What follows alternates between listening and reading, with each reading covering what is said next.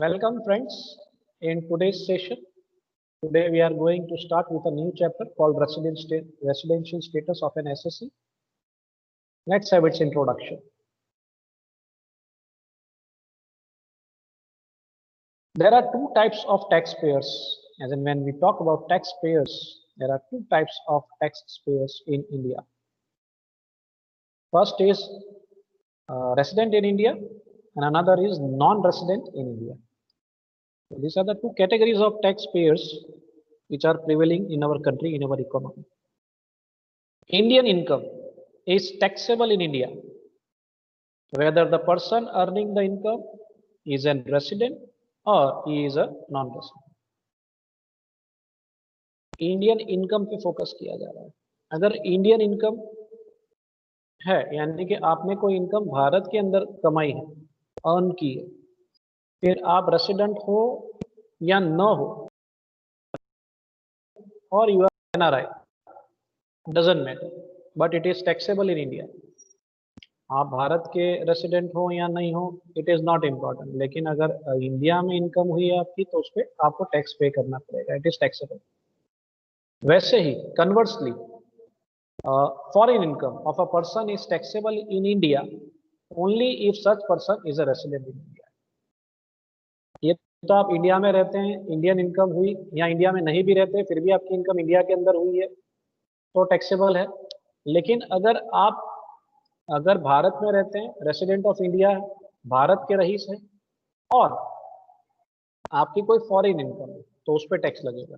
है तो इनकम ही ना, भले इंडिया की हो या फॉरेन की हो. अगर आप रेसिडेंट ऑफ इंडिया है तो आपको उस पर टैक्स पे करना पड़ेगा, फिर भले इंडियन इनकम हो या फॉरेन इनकम हुई टैक्स.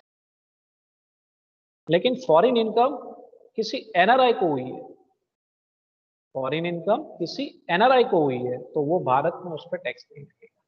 तो इतना आपको ध्यान में रखना है. Foreign income of a non resident is not taxable in India. It is not necessary that a person who is a resident in India cannot be a resident in any other country for the same assessment. A person may be a resident in two or more countries at the same time. हो सकता है एक ही साल में वो दो country में घूम रहा हो. मान लीजिए पहले 3 महीने वो भारत में रहा हो, फिर अगले 3 महीने वो इंग्लैंड चला गया हो, फिर वापस 3 महीने के लिए भारत आया हो, फिर 3 महीने के लिए इंग्लैंड गया हो. ऐसा भी हो सकता है. किसी का आना जाना ज्यादा रहता है, depending on the nature of employment, और it may be a nature of business. तो इस हिसाब से हो सकता है कि दो इकोनॉमी में वो रेसिडेंट हो सकता है, ऐसा भी हो सकता है. It may be, it depends on that. A person may be a resident in two or more countries at the same time.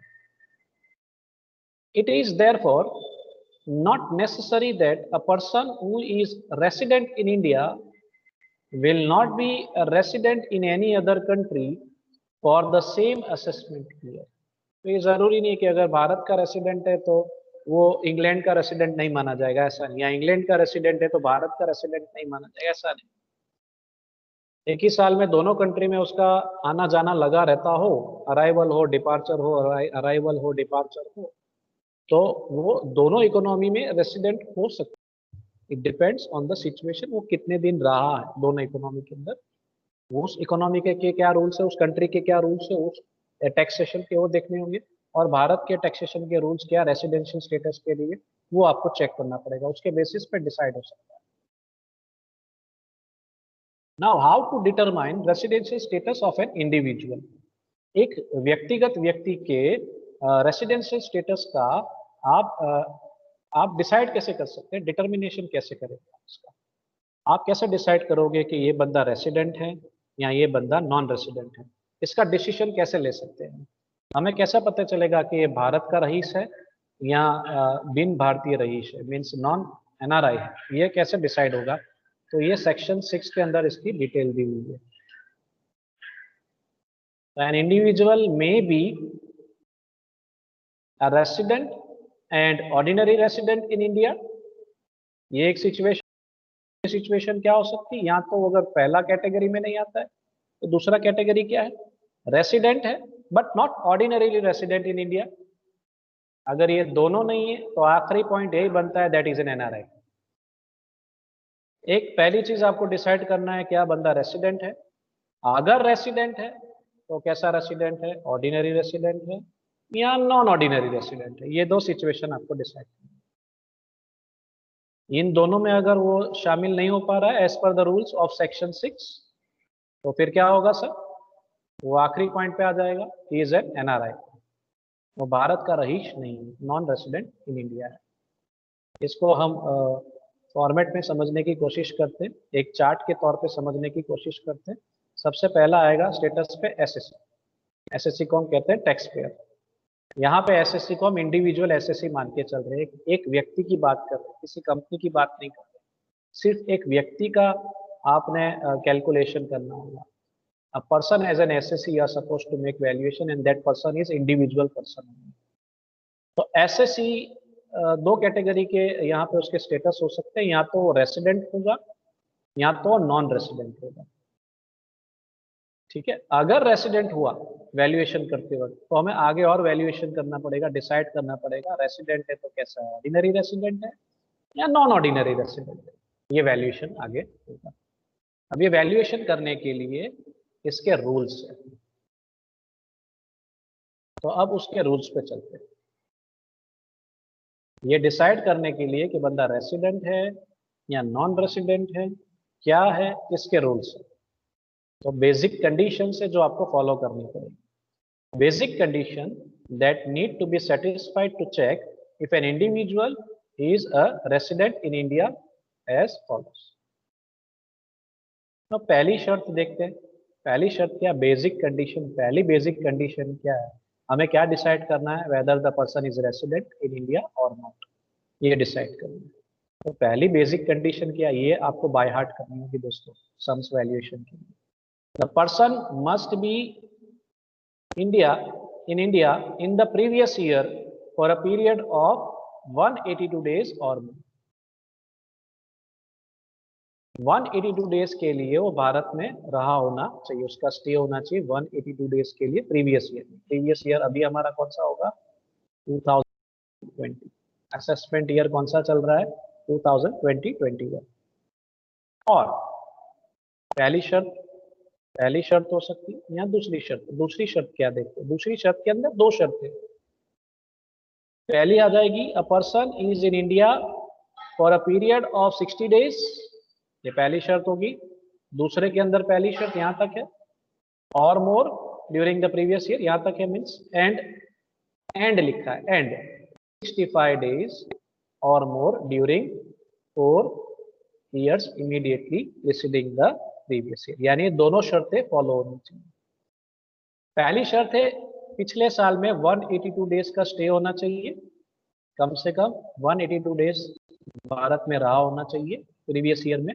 दूसरी शर्त है, अगर ये वाली शर्त नहीं तो कोई बात नहीं, दूसरी वाली शर्त का पालन होना चाहिए, प्रीवियस ईयर में 60 डेज या उससे ज्यादा रहा होना चाहिए प्रीवियस ईयर में, यानी 2019-20 में, प्लस एंड यानी प्लस एक और शर्त साथ में शामिल हो जाती, पिछले 4 सालों में 365 डेज का स्टे होना चाहिए। उन पिछले 4 सालों में प्रीवियस ईयर जो है हमारा उसको शामिल नहीं करना है, 1920 ईयर जो है हमारा उसको शामिल नहीं करना है, उसके ऊपर के 4 साल immediately preceding the previous year, यानी 2019 ऊपर के 4 टोटल स्टे 365 डेज का होना चाहिए। यहाँ तो पहली शर्त फुलफिल होनी चाहिए, यहाँ तो दूसरी होनी चाहिए, बीच में और है। डिसीजन कैसे लेंगे हम, कैसे पता चलेगा सर, ये दोनों शर्त का हमें वैल्यूएशन करना होगा, कैलकुलेशन करना होगा, फिर डिसाइड करना होगा।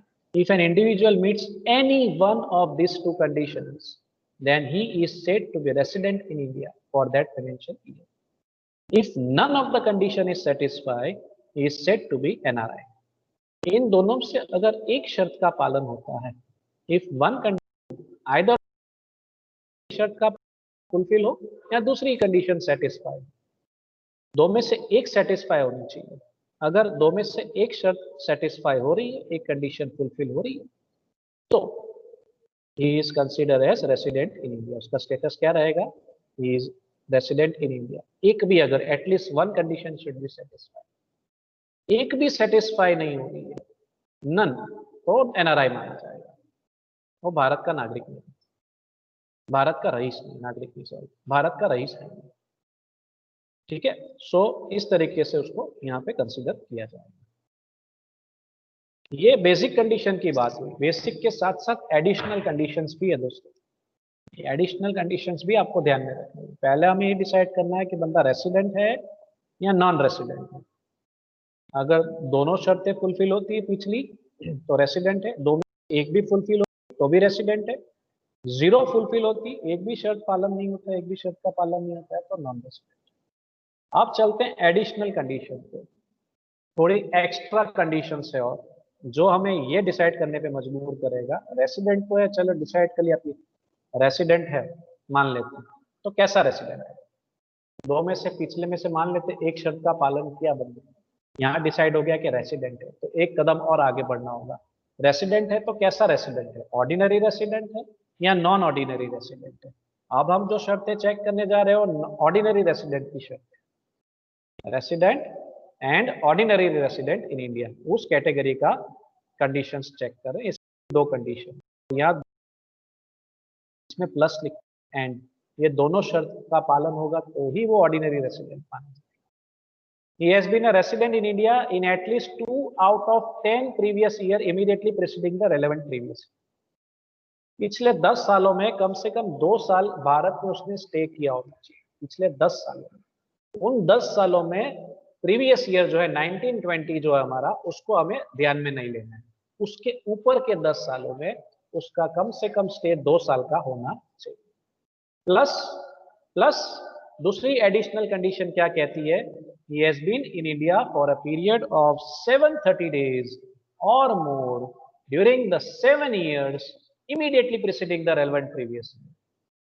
अब डेज में आ गया, 730 डेज की बात हो रही है, या उससे ज्यादा का स्टे होगा चलेगा, लेकिन पिछले 7 सालों में कम से कम 730 दिन का उसका स्टे होना चाहिए। उसमें भी हमें 1920 को इग्नोर करना है, उस साल के ऊपर के 7 साल कंसीडर करेंगे वैल्यूएशन में। आसान है, पहले में ईयर्स के हिसाब से 2 साल का स्टे होना चाहिए 10 सालों में, जिसमें 19-20 को हमें छोड़ देना है, प्रीवियस ईयर को छोड़ देना है मीन्स, और 730 डेज का स्टे होना चाहिए, उससे ज्यादा हो चलेगा, कम नहीं होना चाहिए, और वो 7 सालों के अंदर होना चाहिए, उसमें भी हमने प्रीवियस ईयर को इग्नोर करना। अब डिसीजन कैसे लेंगे? डिसीजन कैसे मानेंगे कि भाई ये ऑर्डिनरी रेसिडेंट है या नहीं है? तो sir, it can be said that an individual becomes resident and ordinarily resident in India if he satisfies at least one of the basic condition, यानी पीछे की जो हमने 2 बेसिक कंडीशन देखी उसमें से एक सेटिस्फाई होनी चाहिए। To become a resident, resident बनने के लिए कम से कम एक कंडीशन सेटिस्फाई होनी चाहिए जो हमने पिछले स्लाइड में देखा, and both of the additional condition, additional condition दोनों की दोनों फुलफिल होनी चाहिए, सेटिस्फाई होनी चाहिए। ऐसा ना हो कि एक सेटिस्फाई दूसरी नहीं हुई तो नहीं चलेगा, दोनों, both the additional condition should be satisfied. तब हम जजमेंट दे सकते हैं कि हमारा फाइनल आंसर हो सकता है that is a resident and ordinary resident.